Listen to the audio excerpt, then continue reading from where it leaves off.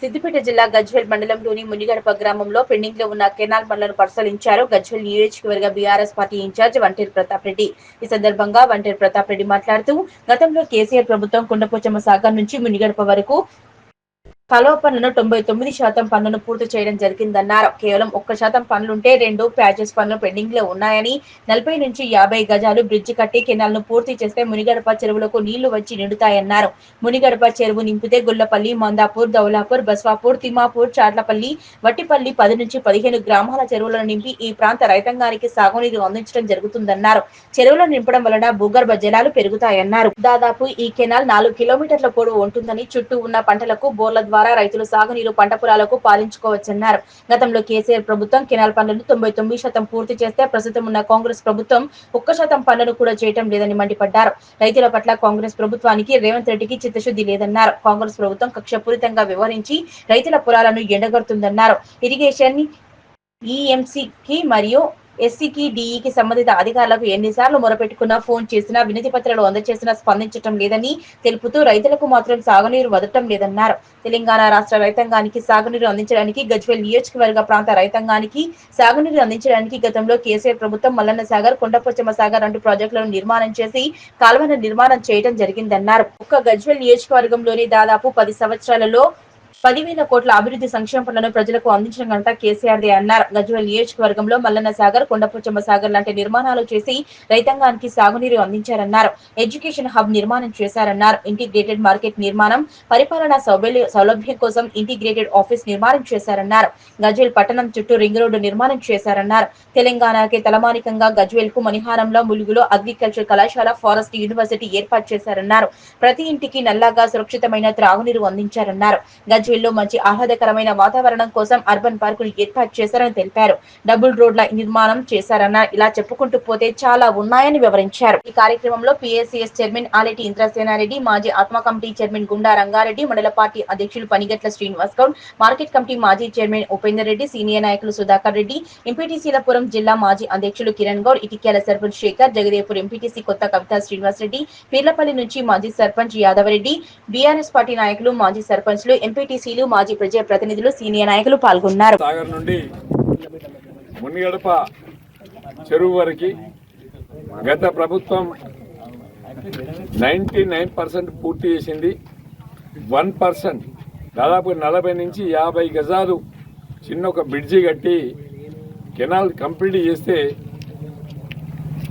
మునిగడప చెరువు నిండిపోతుంది. ఆ చెరువు నిండడం వల్ల గుళ్ళపల్లి, బస్వాపూర్, వట్టిపల్లి, దౌలాపూర్, గుల్లపల్లి, బల్జేగూడెం, చాట్లపల్లి, మందాపూర్, సాల్వాపూర్ దాదాపు 10 నుంచి 15 గ్రామాలకు గ్రౌండ్ వాటర్ టేబుల్ పెరిగి ఈ ప్రాంతంలో ఉండే రైతాంగానికి చాలా ఉపయోగకరంగా ఉంటుంది. ముఖ్యంగా కెనాల్ దాదాపు 4 కిలోమీటర్ల కెనాల్ ఇది. ఈ కెనాల్ వెంట కూడా 2 పక్కల రైతులు దాదాపుగా కిలోమీటర్ వరకు పైప్ లైన్లు వేసుకొని నీళ్లు తీసుకెళ్లి వ్యవసాయం చేసుకుంటున్నారు. అది ఇలాంటి కెనాల్ని గత ప్రభుత్వంలో కంప్లీట్ చేస్తూ మెగా కృష్ణారెడ్డి గారు వదిలిపెట్టిపోయారు. దాన్ని మరి వెంటనే కంప్లీట్ చేయాలని ఈఎన్సీ హరిరామ్ గారికి చెప్పడం జరిగింది. అదేవిధంగా ఎస్సీ గారికి చెప్పడం జరిగింది. దీని ఈతో కూడా మాట్లాడినాం. ఎన్నిసార్లు ఫోన్ చేసి చెప్పినా, ఎన్నిసార్లు వాళ్ళని కలిసినా కూడా స్పందన కరువైపోయింది. అంటే ఈ ప్రభుత్వంలో గజ్వేల్ నియోజకవర్గంలో ఉండే కొండపోచమ్మ సాగర్ కింద ఉండే కెనాలను కానీ, మల్లన్న సాగర్ కింద ఉండే కెనాలను కానీ అస్సలు పట్టించుకోవడం లేదు. ఇరిగేషన్ ఆఫీస్ ఏదైతే గజ్వేల్లో ఉండేనో ఎస్సీ ఇరిగేషన్ ఆఫీస్ కూడా ఇక్కడి నుంచి షిఫ్ట్ చేసి కొనగలిగి తీసుకెళ్ళారు. అంటే ఈ ప్రాంతాన్ని ఎడారిగా మార్చాలనే ప్రయత్నం చేస్తూ ఉన్నారు. ఇవాళ నర్సారెడ్డి గారు మన కలెక్టరేట్ నుండి రాజ్భవన్కి పాదయాత్ర పెట్టుకుండు. ఏమని కేసీఆర్ మీద ఏదో పనికిరాని మాటలు మాట్లాడే ప్రయత్నం చేస్తూ ఉన్నాడు. నేను నర్సారెడ్డి గారు కావచ్చు, కాంగ్రెస్ పార్టీ నాయకులు కావచ్చు, ధర్నా చేయాల్సి వస్తే, పాదయాత్ర చేయాల్సి వస్తే మీరు ఎక్కడి నుండి కలెక్టరేట్ నుంచి గాంధీ భవన్ చేయండి, లేకపోతే కలెక్టరేట్ నుంచి సెక్రటరియట్ చేయండి. చేస్తే ఇక్కడ 180 కోట్ల రూపాయలు గతంలో కేసీఆర్ గారు శాంక్షన్ చేశారు. ఈ పెండింగ్ కెనాల్స్ డబ్బులన్నీ కూడా శాంక్షన్ చేశారు. మరి ఈ పెండింగ్ కెనాల్స్ కంప్లీట్ కావాలి. 180 కోట్ల రూపాయలు రిటర్న్ మళ్ళీ శాంక్షన్ వచ్చి పెండింగ్ వర్కులు కంప్లీట్ కావాలి. అదే కాకుండా గజ్వేల్ నియోజకవర్గంలో ఒక 10,000 మంది రైతులకు రైతు రుణమాఫీ కాలే. రుణమాఫీ కానటువంటి రైతుల కోసం కలిసి పనిచేస్తాం. మీరు రండి, మీతో నేను కూడా వస్తా, మీతో నేను కూడా వస్తాను. మా బీఆర్ఎస్ పార్టీ, మీ కాంగ్రెస్ పార్టీ ఇద్దరం కలిసి కలెక్టరేట్ నుండి సెక్రటరియట్ రేవంత్ రెడ్డి దాకా పాదయాత్ర పెట్టుకుందాం. రేవంత్ రెడ్డి కనువిప్పు కలిగించేసి మన 180 కోట్ల రూపాయలు వచ్చే విధంగా, 10,000 మంది రైతులకి రైతు రుణమాఫీ జరిగే విధంగా, అదే కాకుండా ఈ ప్రాంతంలో పెండింగ్లో ఉన్నటువంటి చాలా ఫంక్షన్ హాల్లు ఉన్నాయి, చాలా వర్కులు ఉన్నాయి. గత ప్రభుత్వంలో చేస్తూ మిగిలిపోయిన వర్కులను కూడా క్యాన్సిల్ చేసిండ్రు.